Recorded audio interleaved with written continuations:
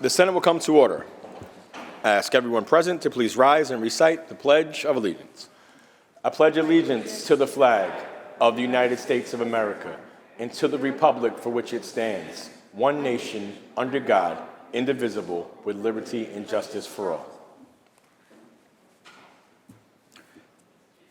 Rabbi Avi Kahan from Derek Shalom in Suffern, New York, will deliver today's invocation. Rabbi?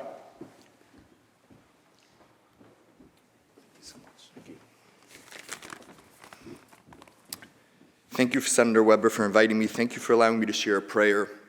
As many of you might know, today is the mystical Jewish holiday known as Lag BaOmer. May also happens to be Mental Health Awareness Month. Jewish tradition says that on this day, about 2,000 years ago, the great Reb Shimon ben Yochai, the author of the Zohar, articulated the most fundamental mental health issues in his book, the Zohar. I want to read a small prayer from his students that was, I would say that's about 500 years old. O God, source of all healing and comfort, we come before you with open hearts and minds, seeking your divine guidance and wisdom. We know that the journey of mental health is a difficult one, full of challenges and obstacles that can be difficult to overcome, but we also know that with your divine help, all things are possible. May your light shine upon us, illuminating the darkest corners of our minds and hearts. May we be guided by your divine presence that we seek healing and wholeness, and may we find comfort and knowledge that you are always with us, even in our moments of greatest despair. We ask that you bless those who are struggling with mental health challenges and provide them with strength and resilience they need to face their struggles. May they find comfort in your presence, and may they know that they are never alone on this journey. Oh God, we also ask that you bless the healers and caregivers who work tirelessly to provide care and support to those who need. May they be guided by your divine wisdom and compassion, and may they be blessed with strength and resilience they need to continue their work. May we always remember that our mental health is a reflection of our spiritual health, and that the care we give our minds and hearts is a sacred task. May we be blessed with the courage to face our struggles head on, and the wisdom to know when to seek help and support. We offer this prayer in humility and gratitude, knowing that your divine presence is with us always, guiding us on our journey and healing and wholeness. Amen. Thank you.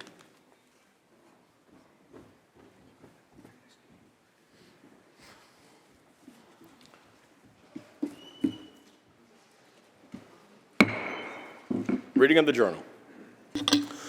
In Senate, Monday, May 8, 2023, Senate member pursuant to adjournment. Journal of Friday, May 5, 2023 was read and approved. On motion, the Senate adjourned. Without objection, the journal stands approved as read. Presentation of petitions. Messages from the Assembly. Secretary will read. Senator Mannion moves to discharge from the Committee on Children and Families, Assembly Bill number 2798, substituted for the identical Senate Bill 3119, third reading calendar 708. So ordered. Messages from the Governor. Reports of standing committees. Reports of select committees. Communications and reports from state offices. Motions and resolutions. Senator Gianaris. Good afternoon, Mr. President. On behalf of Senator Liu, on page 34, I offer the following amendments to Calendar 725, Senate 760, and ask that said bill retain its place on the third reading calendar. The amendments are received and the bill will retain its place on the third reading calendar. On behalf of Senator Clear, I wish to call up Senate Print 1212, recalled from the Assembly, which is now at the desk. Secretary will read. Calendar number 203, Senate Print 1212 by Senator Clear, an act directing the Department of Environmental Conservation and Health to establish environmental standards for ambient lead and lead contamination in soils. Move to reconsider the vote by which the bill was passed. Call the roll. Addabbo, Gianaris Kruger, Ort, Stewart Cousins White, I-54. The bill is restored to its place on the third reading calendar. I offer the following amendments. The amendments are received and the bill will retain its place on the third reading calendar. Please recognize Senator Lanza. Senator Lanza. Good afternoon, Mr. President.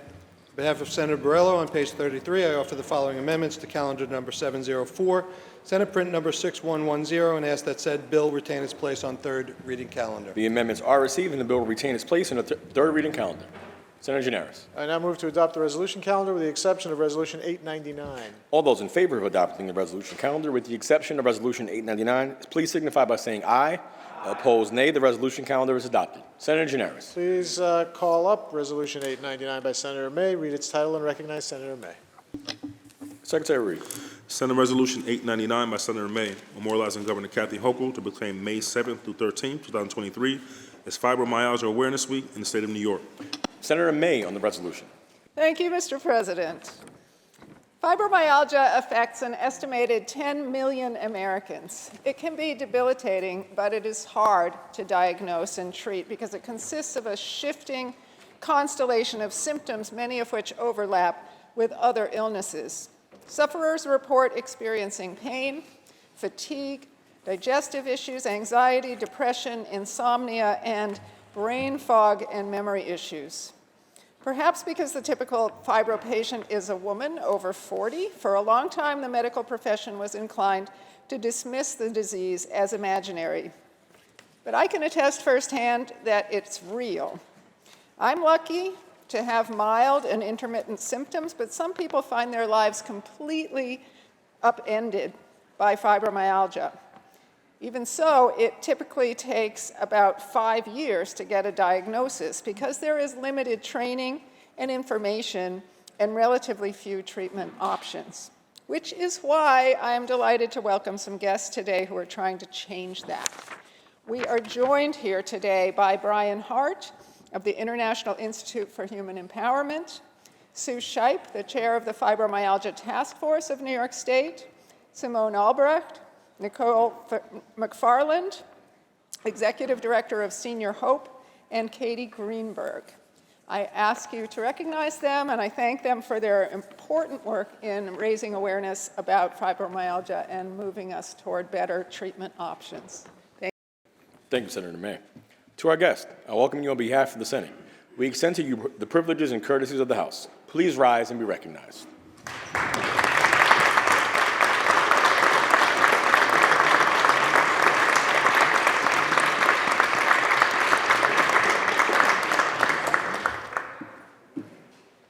Senator Gianaris.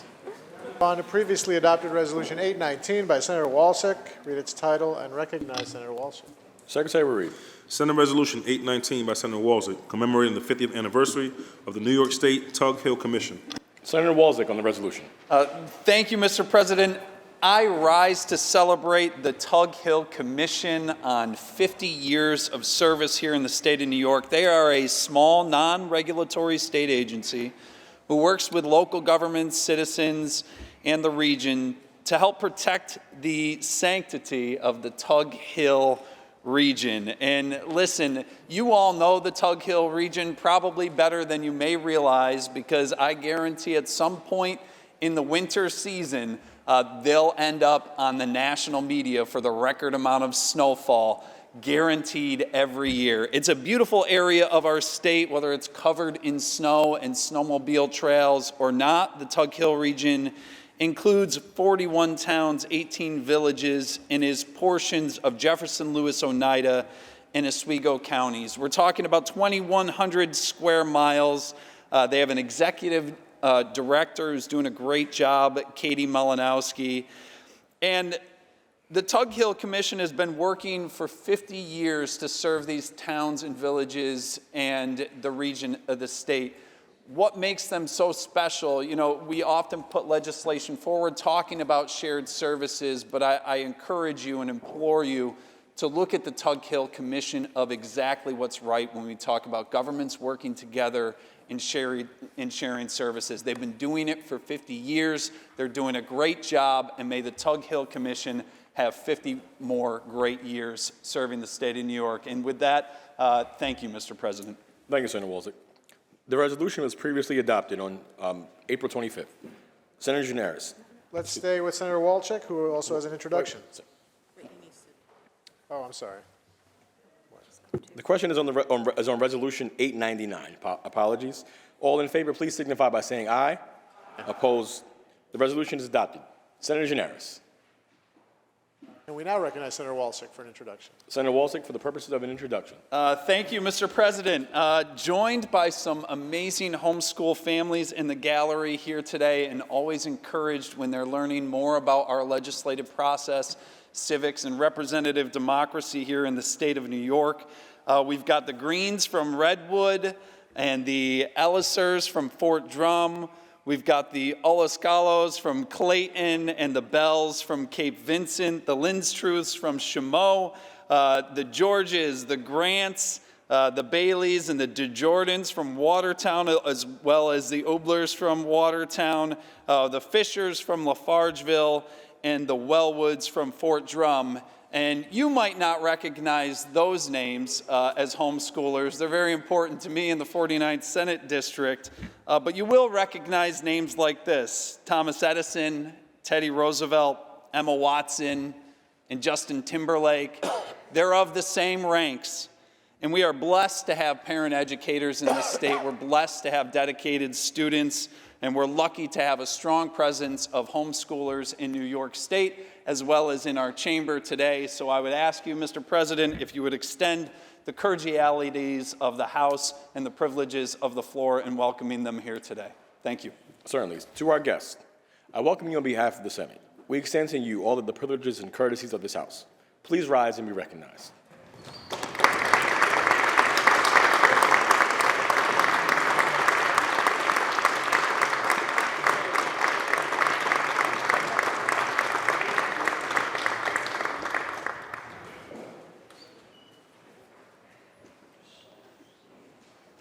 We understand that we have now been joined by Senator May's guests in recognition of Fibromyalgia Awareness Week. Please rise and be recognized.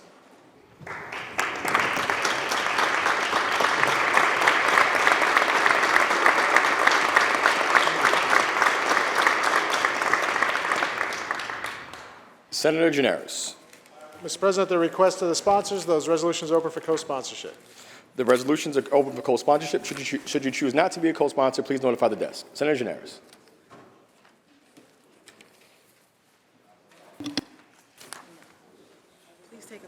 Can we now take up the reading of the calendar, please? Secretary Reed.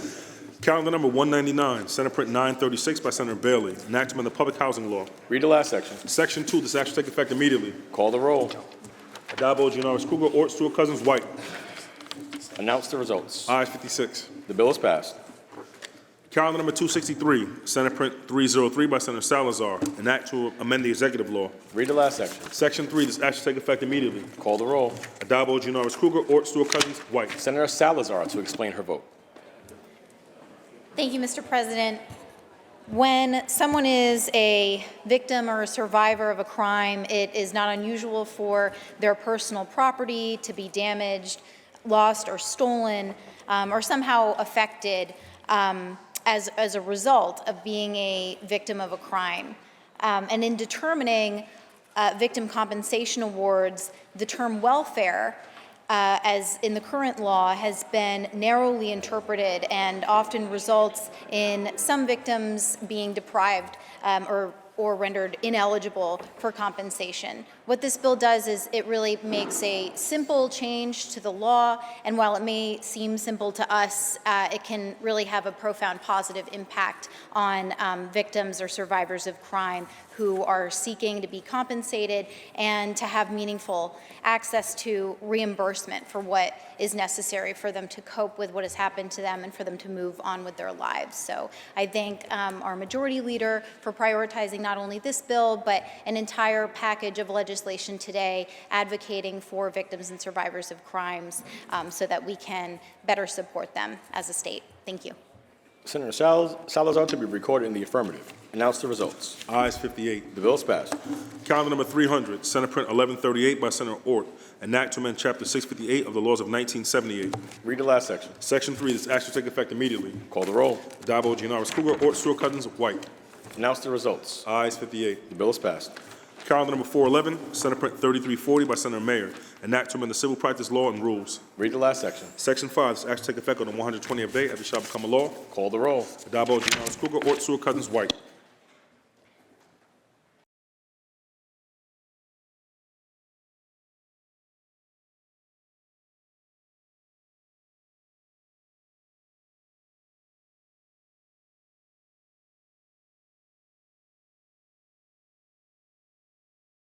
Senator Mayer to explain her vote.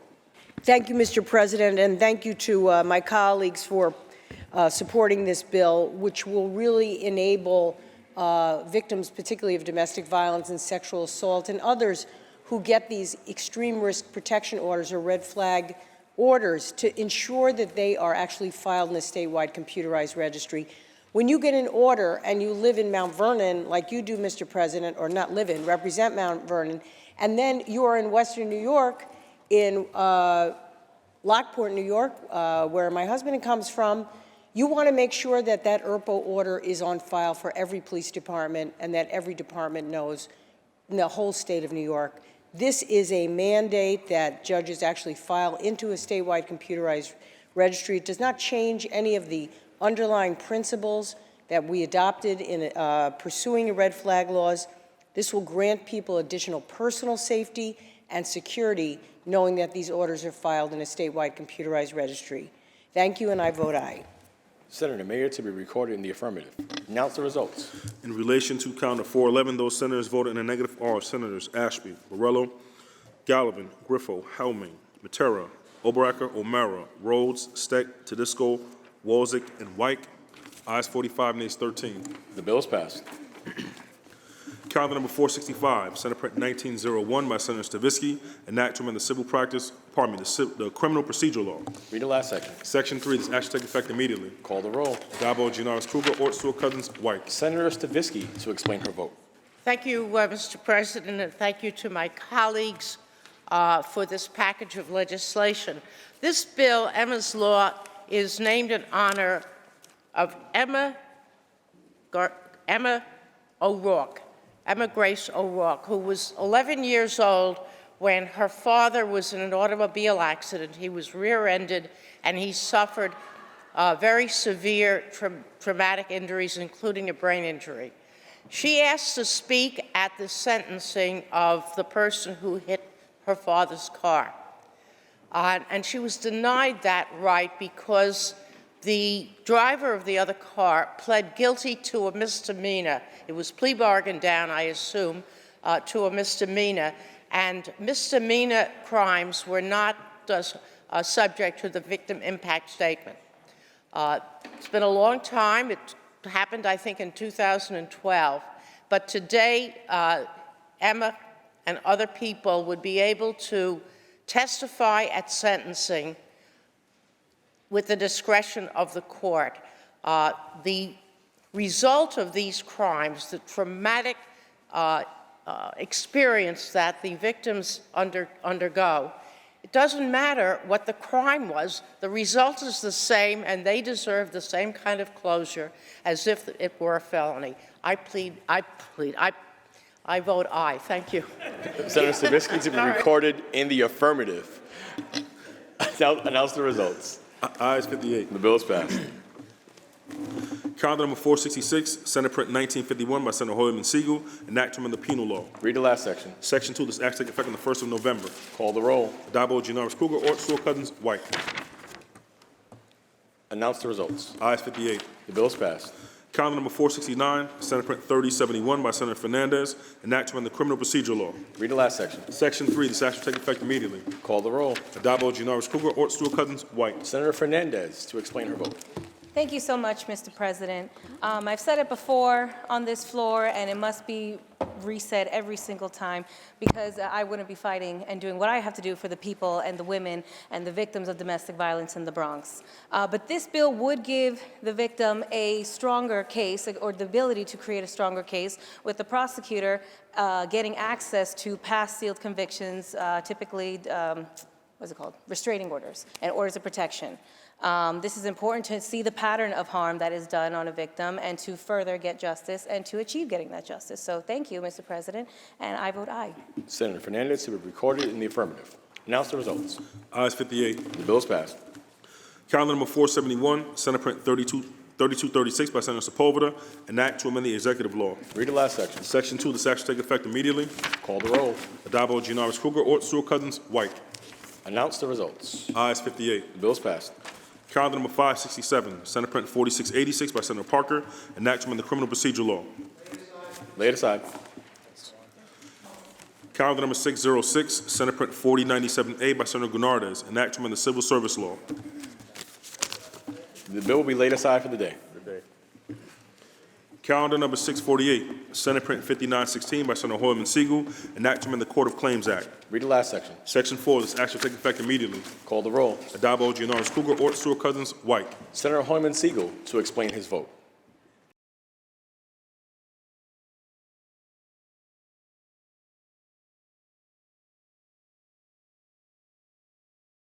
Mr. President, I rise to thank my colleagues for their support of this legislation, which makes some technical but necessary changes to our Adult Survivors Act, which we passed last year and which is in effect now.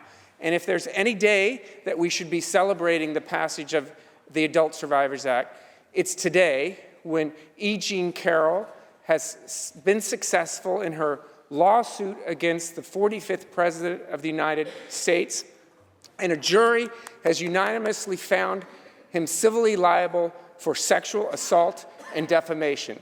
We opened the door for E. Jean Carroll and countless other survivors under the Adult Survivors Act, and we should be proud of our work. We should be proud of this package because the Senate majority and all of my colleagues are standing up for survivors, making sure their voices are heard and giving them access to justice. I vote aye. Senator Hoyle Siegel to be recorded in the affirmative. Announce the results. Ayes 58. The bill is passed. Calendar number 669, Senate Print 289 by Senator May, an act to amend the local finance law. Read the last section. Section 2, this act shall take effect immediately. Call the roll. Addabbo, Gianaris Kruger, Ort, Stewart Cousins, White. Senator May to explain her vote. Thank you, Madam President. And I want to thank my colleagues for supporting this bill, which is one more step toward making it easy for municipalities to put in place their own municipal broadband systems.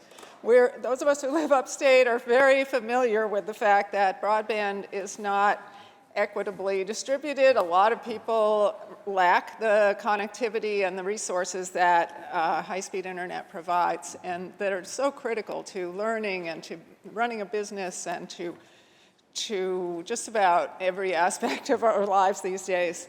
So municipal broadband is one of the solutions that people have employed around the country to provide internet to everyone and not to make it just about the profit motive. So this is one piece of the puzzle that allows municipalities to bond for municipal broadband systems, and I look forward to seeing many of our municipalities upstate be able to really thrive because they are able to provide this service to everybody.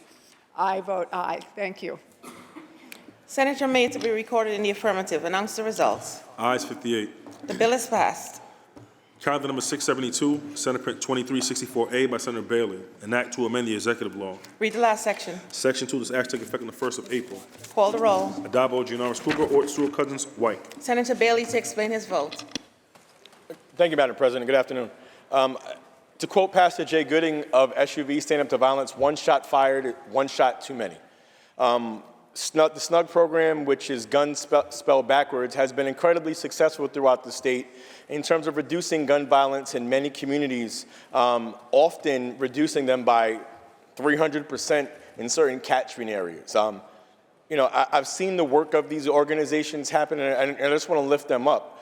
SNUG, yes, there are a number of SNUG programs throughout the state. There is SNUG in Mount Vernon, SNUG 209. I got to give them a shout out. They do so many things. And one of the things about violence interrupters and violence mediators, Madam President, is that it's not just about stopping violence. It's about having conversations within your community to understand why violence is even happening between people and to snuff that out before it can even start. You see, what happens with SNUG Mount Vernon is that they have a number of programs and a number of things where they're feeding people.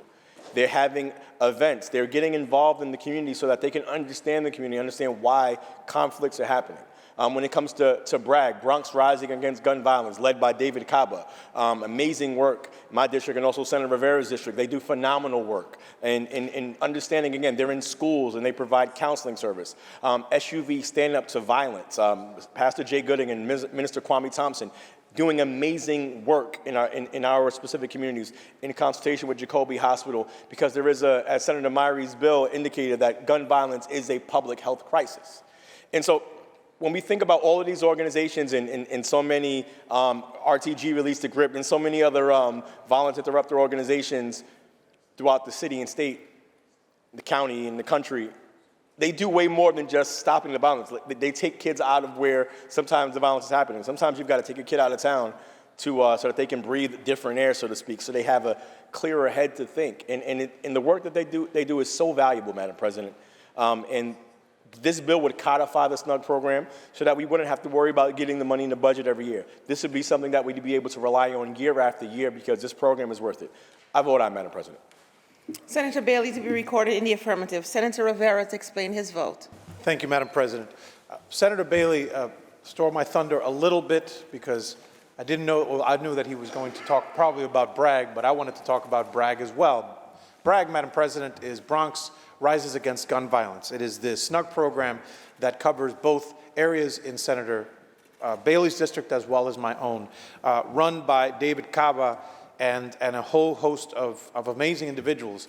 And I would argue, I'm very thankful for Senator Bailey for bringing this bill up because, as he said, this is a conversation that we need to have every single budget cycle to make sure that there's money in there, and codifying it through legislation is absolutely essential. And I would argue, Madam President, that this is exactly the place where we need to be investing money to actually stop violence in our communities. We can certainly have a conversation about where policing fits into it, but I believe that having conversations about programs like SNUG, programs of violence interrupters, programs of individuals who have a level of credibility in communities and actually consistently go out into those communities and talk to actual real people way before, sometimes sadly after violence occurs, but most of the time before it does, and stop it from happening. There were catchment areas in Bragg's catchment area that had no violence, no shootings for over a year, Madam President. Those are the types of things that I think that this program is demonstrated to have done, and this is the reason why I'm so proud to be voting the affirmative, and hopefully we'll be able to get it passed and signed by the governor. I vote in the affirmative, Madam President. Thank you. Senator Rivera to be recorded in the affirmative. Senator Claire to explain her vote. Thank you, Madam President. I rise to just thank Senator Bailey for this bill that he brings forth today. Violence interrupters are very important in our communities, and as Senator Rivera said, they stop violence even before it begins, and sometimes limit the amount of violence that does occur in our communities when there is a violent event, and stop acts of retaliation. They are able to talk to people in the community and make sure that we don't have more than we already have. And I think it is proper that we make sure that there is funding available for this. There are many underlying causes to the violence that's happening in our communities, and it's so important that people who understand that and who are able to talk to people in the community are there to help prevent it. So I proudly vote aye for this legislation, and thank you again, Senator Bailey. Senator Claire to be recorded in the affirmative. Senator Kennedy to explain his vote. Thank you, Madam President. First, let me thank my colleague, Senator Bailey, for this visionary piece of legislation that will codify Operation SNUG into law here in New York State and will make sure it's funded appropriately. We all know SNUG is gun spelled backwards. And from its inception, this remarkable initiative has been saving lives throughout the great state of New York, particularly in urban communities that have been ravaged by gun violence. Back in 2011, my first year here in the Senate, there was a movement by then the ruling majority to take money away from SNUG. And we all had to stand up and fight back to make sure that our communities were represented in this important life-saving initiative actually stayed in place. Because of Senator Bailey's efforts and this Democratic conference under the leadership of Majority Leader Andrea Stewart-Cousins, that will never be allowed to happen again. That this life-saving measure is in place in perpetuity, and I'm proud not only to have fought for it in the past, but to support this today, and we'll be there in the future. With that, Madam President, I vote aye. Senator Kennedy to be recorded in the affirmative. Announce the results. In relation to calendar 672, voted in the negative, Senator Walczak. Ayes 57, nays 1. The bill is passed. Calendar number 686, Senate Print 1683 by Senator Hinchey, enactment of the public health law. Read the last section. Section 2, the statute take effect immediately. Call the roll. Addabbo, Giannaris Kruger, Ort, Stewart-Cousins, White. Announce the results. Ayes 58. The bill is passed. Calendar number 692, Senate Print 2824 by Senator Lanza, an act to amend the Vehicle and Traffic Law. Read the last section. Section 3, this act take effect immediately. Call the roll. Adabo, Janoris, Kruger, Ort, Stewart, Cousins, White. Announce the results. Ayes 58. The bill is passed. Calendar number 705, Senate Print 2463A by Senator Broussard, an act to amend the Public Health Law. Read the last section. Section 2, this act take effect on the 90th day after it shall become a law. Call the roll. Adabo, Janoris, Kruger, Ort, Stewart, Cousins, White. Announce the results. Ayes 58. The bill is passed. Calendar number 706, Senate Print 3608A by Senator Webb, an act to amend the Public Health Law. Read the last section. Section 2, this act shall take effect on the 120th day after it shall become a law. Call the roll. Adabo, Janoris, Kruger, Ort, Stewart, Cousins, White. Senator Webb to explain her vote. Thank you, Mr. President. I rise to explain my vote. This legislation requires that parents or guardians of newborns be required to view a short video presentation, which would be approved by the Department of Health Commissioner on the dangers of drowning for infants and young children. This legislation is very important because as you think about becoming a parent, as a new parent, and the responsibilities, the multiple responsibilities you have in caring for your children, it's really important that we as a state continue to put resources in place to allow our parents to be successful. And so with this legislation, just lifts up that new parents are already required to watch approximately an 8-minute video presentation on the dangers of shaking infants and young children prior to leaving the hospital. This bill would add a short video on drowning to help equip parents with all the tools they need to care for their children. According to the CDC, drowning can happen quickly and quietly anywhere there is water, especially to unsupervised children. This includes lakes, oceans, pools, bathtubs, even buckets of water. Drowning is the top cause of accidental death of children under the age of 5, with toddlers who are between 12 and 36 months of age at the highest risk. According to the New York Water Safety Coalition, for every child who dies from drowning, among another 8 receive emergency department care for non-fatal drowning. Non-fatal drowning can result in serious health outcomes, including very serious injuries such as brain damage or permanent disability. Again, it is critical that we ensure that new parents have access to education on the dangers of drowning that can occur by leaving a toddler unattended in or even near 2 inches of water. I vote aye, and I encourage my colleagues to do the same. Thank you. Senator Webb to be recorded in the affirmative. Announce the results. Ayes 58. The bill is passed. Calendar number 708, Assembly number 2798 by Assemblymember Hevesy, an act in relation to a study of the number of children in foster care who have a developmental disability. Read the last section. Section 2, this act shall take effect immediately. Call the roll. Adabo, Janoris, Kruger, Ort, Stewart, Cousins, White. Announce the results. Ayes 58. The bill is passed. Calendar number 709, Senate Print 214A by Senator Myrie, an act to amend the executive law. Read the last section. Section 7, this act shall take effect 1 year after it shall become a law. Call the roll. Adabo, Janoris, Kruger, Ort, Stewart, Cousins, White. Senator Myrie to explain his vote. Thank you, Mr. President. And let me first start by thanking many of my colleagues on both sides of the aisle. As many of you know, 2 weeks ago, my grandfather passed away. And many of you have expressed your condolences. And so I wanted to publicly thank all of you for that. And the reason I'm thinking about my grandfather is because of the pain and the anguish that accompanies losing someone that you love. Many people have to feel this on a daily basis. My grandfather was suffering from some health challenges, but we also have victims and survivors of gun violence, domestic violence, sexual violence that have to deal with this pain and anguish as well. And for too long in this state, if you were a victim or a survivor looking to get compensation from the state, compensation that you are entitled to, if you were black or brown or a member of the LGBTQI community or a woman in many cases, you were much less likely to get this compensation from the state because of the hurdles that we've put in front of individuals. The requirement that you interact with law enforcement, the short amount of time you have to report, and the lack of assistance that you got from the state served as a hurdle for too many, and no one going through pain, going through anguish, anyone who was a survivor of a crime should be entitled to that compensation, no matter their zip code, no matter what they look like. So I'm so proud that we have been able to get this bill across the finish line. I want to thank our Corrections Chair, Senator Salazar, our Corrections Counsel, Adrielle Douglas, many people on my staff, and most importantly, the impacted individuals who fought for this bill almost on a daily basis for 2 years to get us to where we are today. So, Mr. President, I will be voting proudly in the affirmative and encourage all of my colleagues to do the same. Thank you. Senator Myrie to be recorded in the affirmative. Senator Rollison to explain his vote.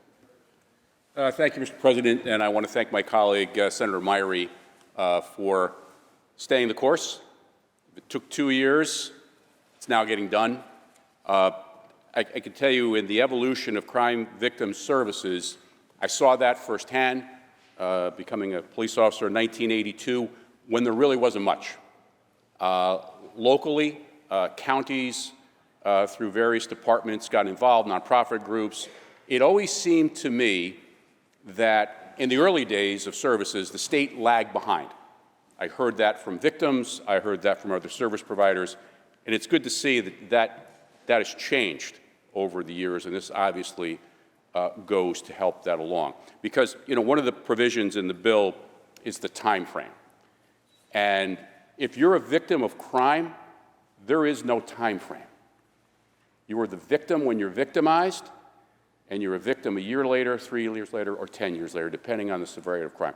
It's often said, and I believe this, that being the victim of a crime can be one of the loneliest places that you could be. And it's difficult, sometimes for yourself personally, as you alluded to, Senator Myrie, on accessing services, knowing where to go, being frustrated, you give up. We have a responsibility in government when it comes to public safety, when it comes to helping others, that we don't give up, that we do what we can, so when someone goes someplace or makes that call is answered, and they get the services they can get in the right direction, because that takes a long time too. So again, thank you, Senator Myrie, and all the other sponsors of the bill, and I proudly vote aye, Mr. President. Thank you. Senator Rollison to be recorded in the affirmative. Senator Weber to explain his vote. Thank you, Mr. Speaker. I would also like to thank my colleague, Senator, for introducing this very important legislation. My office has heard from many crime victims. We've heard from many advocacy groups about the need for this important legislation. So I applaud your resilience to really get this across the finish line. I was extremely happy to add my name as a co-sponsor, and I proudly vote aye. Senator Weber to be recorded in the affirmative. Announce the results. Ayes 58. Bill is passed. Calendar number 713, Senate Print 5502 by Senator Scarcella Spanton, an act to amend the executive law. Read the last section. Section 3 is actually take effect on the 90th day after it shall become a law. Call the roll. Addabbo, Gianaris Kruger, Ort, Stewart Cousins, White. Senator Scarcella Spanton to explain her vote. Thank you, Mr. President. I rise today to thank everybody for helping get this bill passed. It's so important that when someone is a victim of a crime, that they have their rights explained to them. And this is what this legislation seeks to do, making sure that a sentencing judge or a district attorney provides the rights of a victim to that victim. Being a victim of a crime is already overwhelming, so they shouldn't have to seek out what they're entitled to, what kind of rights they have. So this is just one way that we can alleviate that burden, and I proudly vote aye. Thank you, everyone. Senator Scarcella Spanton to be recorded in the affirmative. Senator Murray to explain his vote. Thank you, Mr. President. I too would like to thank the sponsor for bringing this forward. I was recently at a candlelight vigil for parents and other survivors of murdered victims, and the organizer actually brought up the informational pamphlets in speaking to some of the other family members and loved ones, and brought up the importance of it. But the question arose among everyone speaking, are they still doing this? Who gets this information? Is it even available? So passing this bill is extremely important because, as has been mentioned before, in that time, you're not thinking clearly, you're struggling, you're in pain, you need help, you need guidance, and providing this information will help those to put them in the right direction. So I proudly support this and thank the sponsor for bringing it forward. Senator Murray to be recorded in the affirmative. Announce the results. Ayes 58. The bill is passed. Senator Janaris, that completes the reading of today's calendar. On to the controversial calendar, please. Secretary will ring the bell. Secretary will read. Calendar number 567, Senate Print 4686 by Senator Parker, an act to amend the criminal procedure law. Senator Lanza, why do you rise? Mr. President, I rise because I believe there's an amendment at the desk, and I waive the reading of that amendment and ask that you call on Senator Martins. Thank you, Senator Lanza. Upon review of the amendment, and in accordance with Rule 6, Section 4B, I rule it non-germane and out of order at this time. Accordingly, Mr. President, I appeal the ruling of the chair and ask that you recognize Senator Martins to be heard on the appeal. The appeal has been made and recognized, and Senator Martins may be heard. Thank you, Mr. President. I rise to appeal the ruling of the chair. Mr. President, the proposed amendment is germane to the bill at hand because the bill at hand is about protecting domestic violence victims, and the proposed amendment would protect domestic violence victims by authorizing judges to set bail on crimes that have been committed against members of the same family or household. Bail reform has had a disastrous impact on domestic violence victims and continues to imperil those vulnerable individuals. Mr. President, we all know that when someone calls and reports a domestic violence incident, it's one of the most difficult calls I would imagine. We just heard from Senator Rollison that one of the loneliest places in the world is as a victim of a crime. Perhaps no more lonely when that crime has been perpetrated by a member of a household, by a family member, by a loved one. Prior to bail reform, judges could set bail on any offenders charged with any domestic violence-related offense. Now our laws handcuff our judges, preventing them from setting bail on many serious and inherently violent offenses. Those include assault in the third degree, Mr. President, when someone causes physical injury to another person. Menacing in the second degree, when someone threatens another person with a weapon. Most stalking offenses, including stalking someone while displaying or possessing a gun or other weapon. False imprisonment in the second degree, unlawfully restraining another person.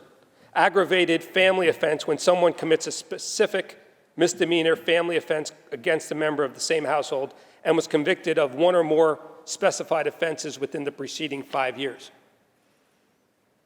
Now, we're all, I think, on the same page, that when someone calls for help, we want to make sure they get that help.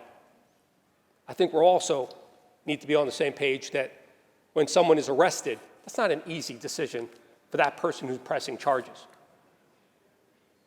The last thing we should want is for that person to return home to the very people and the very person that they just victimized. And allowing a judge to set bail or to hold someone and to incarcerate them and have the discretion by setting a dangerous standard and allowing that to be part of any review of a domestic violence offense, I think makes sense and certainly is germane to the underlying bill. The underlying bill, Mr. President, speaks to the fact that family offenses are typically the most emotionally charged situations a police officer can find themselves in. The most emotionally charged situation a police officer can find themselves in. Well, that's the point. You know why? It's personal. It's personal because there's someone who's living with you in the household who assaulted you, and you deserve to have the ability to make sure that that person doesn't reside in your home and isn't returned to your home so that they can actually continue to do just that. So yes, Mr. President, I believe that this amendment is germane. Lastly, Mr. President, I think we can all agree that domestic violence victims are among the most vulnerable in our society. We all agree to that. And we have to do more to protect them. In order to provide them with the protections that they need, we must give judges the discretion they need to set bail on all crimes of domestic violence. And that's why, Mr. President, I believe this amendment is not only germane, frankly, it's an opportunity for people in this House to understand that if we want to stand up for victims of domestic violence, this is an opportunity for us to do so today with this bill. So, Mr. President, for those reasons, I appeal the ruling of the chair. Thank you, Senator Martins. I want to remind the House that this vote is on the procedures of the House and the ruling of the chair. Those in favor of overruling the chair, please signify by saying aye. Request a show of hands. A show of hands has been requested and so ordered. Announce the results. Ayes 20. The ruling of the chair stands and the bill in chief is before the House. Senator Gianaris. Mr. President, we've agreed to restore this bill to the non-controversial The calendar. bill will be restored to the non-controversial calendar. Read the last section.